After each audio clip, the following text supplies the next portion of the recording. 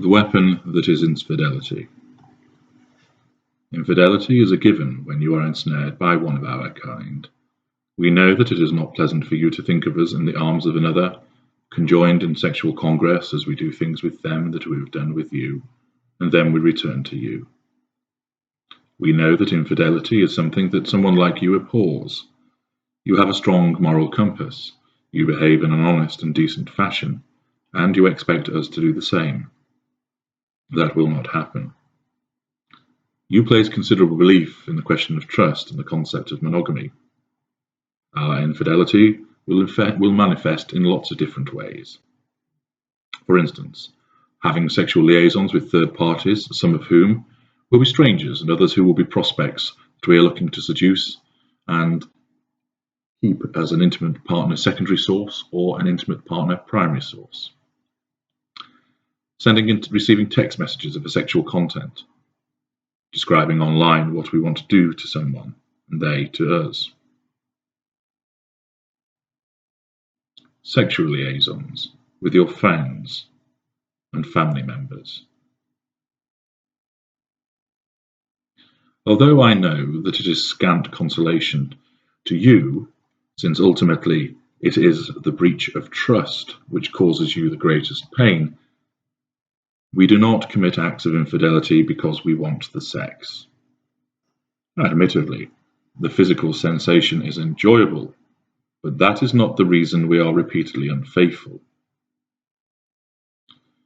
If you wish to learn more about our attitudes to sex, and especially sex with you, read my book, Sex and the Narcissist.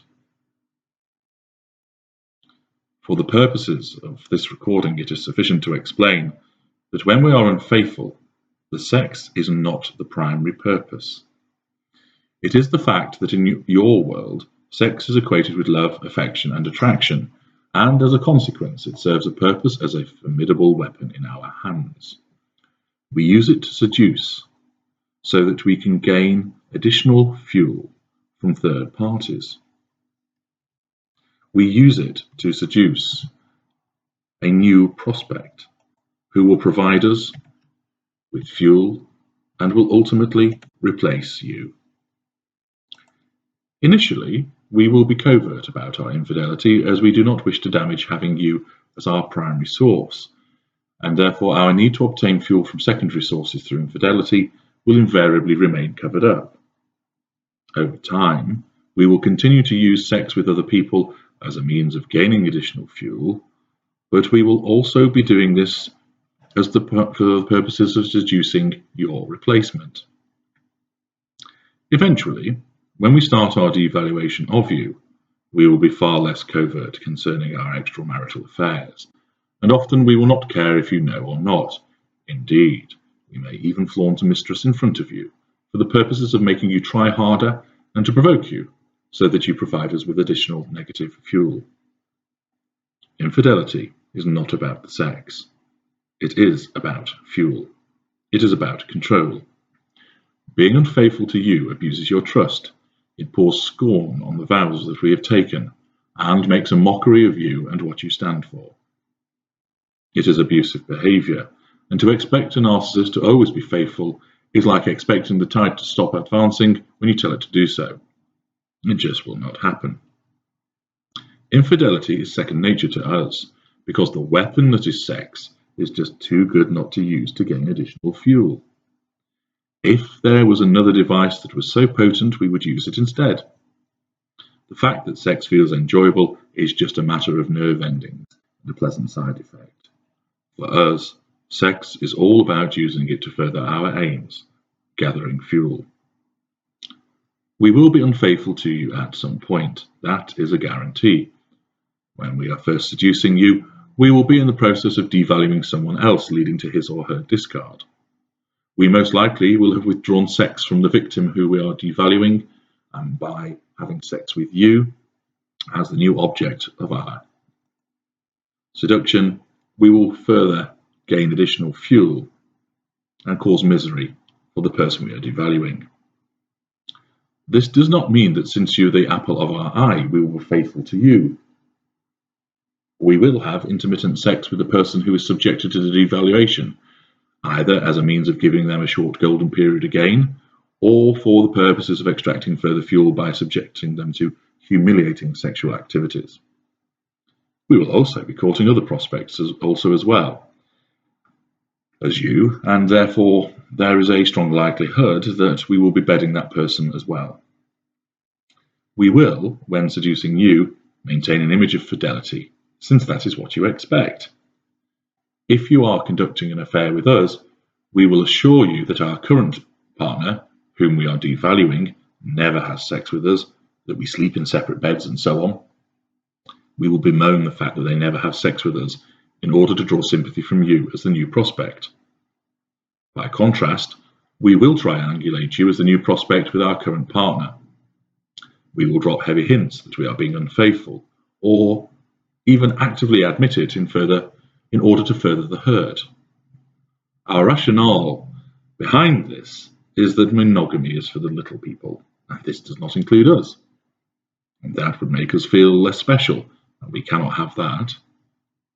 We are entitled to seek sex outside of a relationship because this is our inalienable right to enable us to obtain fuel. We feel no guilt in doing this. We do not respect any vows we may have given to remain faithful to you, and we have no qualms about coupling with someone else. The reason for this is that we have to do it, and in a perverse way, the only reflection on you is that you are not giving us the fuel that we need.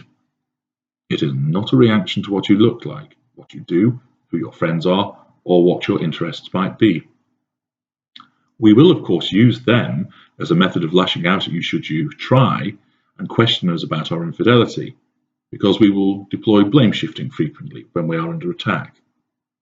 It is often the case that when a partner learns of the infidelity of their narcissist, they will scrutinize their own conduct. Is it something I have done? This means that you will examine your own behavior and try to improve in some way, because you will want to salvage our relationship. This is something that invariably happens with those people who have many empathic traits. Furthermore, the fact of the addiction that you have to us means you do not want to let us go. You will be mightily hurt and offended by our infidelity, but you will try to find some way of fixing it, because that is what you like to do. If our infidelity shows any risk of causing you to depart, we will hastily reinstate the golden period as a preventative hoover in order to stop you departing from us. Most of the time, however, because of the way you are, you blame yourselves, usually because we have warped your way of thinking, and you try to patch things up. You need to resolve matters, and this results in you clinging to us notwithstanding our infidelity. Indeed, in some instances, you want to prove that you are better than the person we committed our infidelity with. You want to fight to retain us and ensure that our relationship triumphs. We will also use infidelity as a means by which to control you and make you do what we want.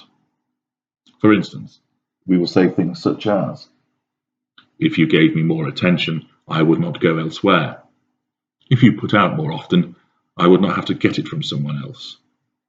Perhaps if you hadn't let yourself slide, I wouldn't stray, would I?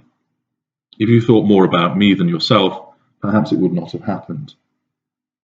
I won't leave you. I should, but I will stay, but some things are going to have to change in the bedroom." You are the victim.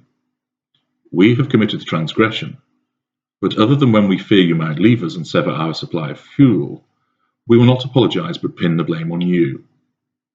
You will have been subjected to a succession of manipulative wiles in order to browbeat you and lower your resistance, so that when we unveil our infidelity, we use it as a method of getting what we want from you, namely more fuel and more control. Infidelity is bad enough in the context of a normal relationship. With our kind, it always happens. It will always happen with many people, and it will happen repeatedly. It is a further black flag of abusive behavior.